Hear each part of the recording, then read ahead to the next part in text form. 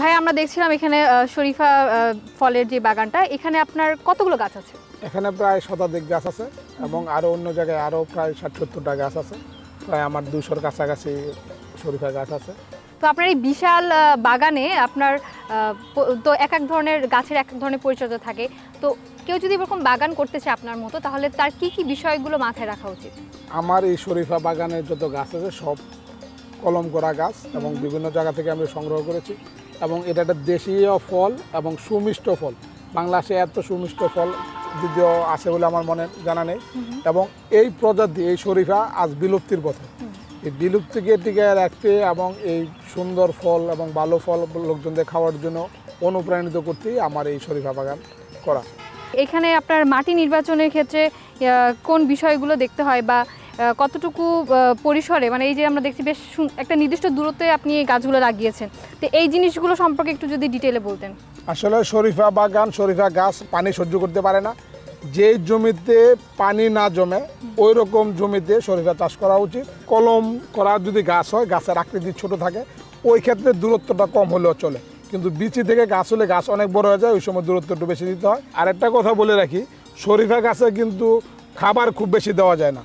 যদি গাছ ফুলে ভেবে ওঠে এবং গাছ যদি বেশি সতেজ থাকে, তাহলে গাছে ফল খুব কম হয়। কি ধরনের সার আসলে নির্বাচন করা উচিত? আমি সাধারণত জৈব সার, গোবর সার ব্যবহার করি, অন্য কোনো সার ব্যবহার করি না। মানে কীটনাশক সার ব্যবহার করেন না? না, কীটনাশক সার ব্যবহার করি না। তার মানে শুধুমাত্র জৈব সারেই গাছের ফলনটা বেশ ভালো আসে? জৈব সারে গাছের ফলন ভালো আসে এবং গাছ রেপিডলি বড় হয়ে যায়, ওইটা হয় না জৈব সারে। জৈব সারে আস্তে আস্তে গাছ করে, যার জন্য গাছগুলি সবসময় মানে একটা স্বাভাবিক অবস্থার মধ্যে থাকে।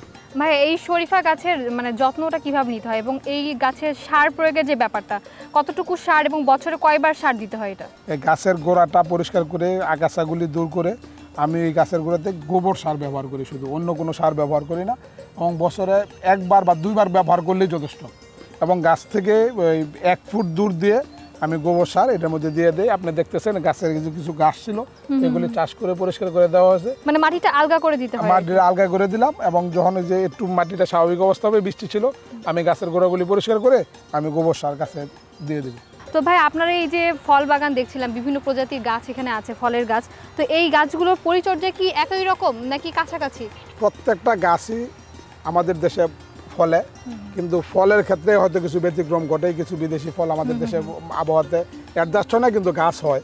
আপনার আর যেটা বললেন যে পরিচর্যার বিষয়, প্রত্যেকটা গাছ প্রত্যেকটা ফলের জন্য আলাদা আলাদা পরিচর্যার প্রয়োজন হয়।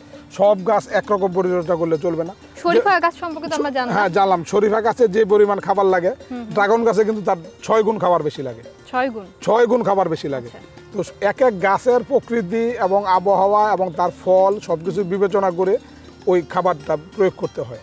কোনো গাছে বছরে 1বার 2বার প্রয়োগ করতে হয়, কোনো গাছের বছরে 6বার প্রয়োগ করতে হয়, কোনো গাছে 4বার প্রয়োগ করতে হয়। মানে আপনি চাষ করতে করতে একটা অভিজ্ঞতা যে আমার এই গাছে আমার এই পরিমাণ লাগবে, ওই গাছে ওই পরিমাণ লাগবে। হয়তো দেখা যাচ্ছে কিছু গাছ আছে যে কোনো সারই ব্যবহার করতে হয় না। তো ভাইয়া ভিয়েতনামি প্রজাতির যে নারকেল গাছগুলো আছে, ওগুলোর সার ব্যবস্থাপনা আসলে কীরকম?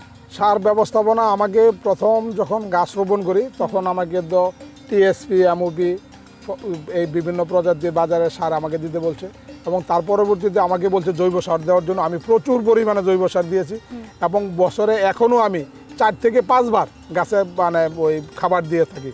এবং কিছুদিন আগেও দেখা গেছে এমওপি, টিএসপি, বোরন বিভিন্ন সার আমি প্রয়োগ করছি। এটা এখন বাকিটা উপর আল্লাহর উপর, আল্লাহ জানে এই নারিকেলের ভবিষ্যৎ কি হবে বা আমাকে কোথায় নিয়ে যাবে। তো ভাইয়া এই যে এক এক গাছের এক এক রকম পরিচর্যা, তো সেই ক্ষেত্রে রোগবালাই গাছের কিন্তু ভিন্ন হয়ে থাকে আমরা যতটুকু জানি। তো সেই অনুযায়ী আপনার কি পদক্ষেপ আপনি নিচ্ছেন এই পোকা দমনে? যেহেতু আপনি জমিতে জৈব সার ব্যবহার করছেন বা রাসায়নিক সার অনেক সময় ব্যবহার করতে হচ্ছে, তো এই ক্ষেত্রে পোকা দমনের কোনো বিশেষ পদ্ধতি আপনি ব্যবহার করেন কিনা? পোকাবালাই দমনের জন্য আমরা যে কীটনাশক ব্যবহার করি, ওই কীটনাশকের কার্যকারিতা থাকে 3 দিন, 5 দিন, 7 দিন, 15 দিন। যেমন আমার এখন শরীফা গাছে কোনো ফল নেই, এখন পোকামাকড় দমন করতে গেলে কীটনাশক দিলে কোনো ক্ষতি নেই। কিন্তু যখন গাছে ফল আসে তখন যদি আমি কীটনাশক দিই এবং এই ফলটা আমি নিজে খাই এবং মানুষকে খাওয়াই, এটা ক্ষতিকর। কিন্তু এখন গাছে কোনো ফল নেই, ফল আসতে মিনিমাম 8 থেকে 9 মাস সময় লাগবে। আবার ওই সময়ের মাঝখানে আমি এই কীটনাশক ব্যবহার করি। ফল আসার মুহূর্তে বা ফল আসতেছে তারপরে ব্যবহার করি না। আর আমি যে কিছু সবজি চাষ করি ওইখানে ফাঁদ ব্যবহার করি, আমি সবজি খেতে কোনো কীটনাশক ব্যবহার করি না।